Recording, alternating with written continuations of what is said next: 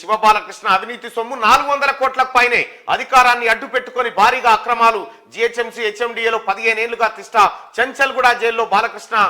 remand చేసిరు 400 కోట్లట కేటీఆర్ సోపతి మనిషి ఎవరైతే ఉన్నారో ఆయన 400 కోట్లకు పైనే అవినీతి చేసిండట చూసుకో ఎంత సంపాదించడు కేసీఆర్ సోపతి బట్టి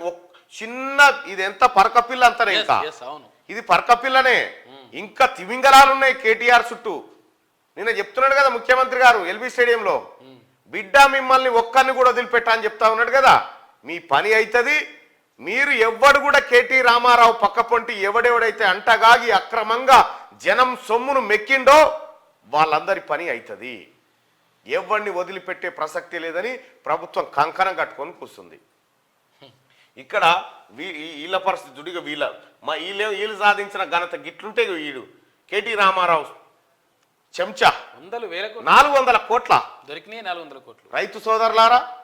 మీకు రైతు బంద్ వేద్దామంటే పైసలు లేకుండా మొత్తం ఎత్తుకొని పోయిండు కేసీఆర్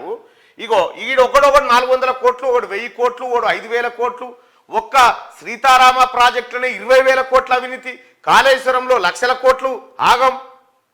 వీళ్ళు చేసిన పెంట ఇగో గిది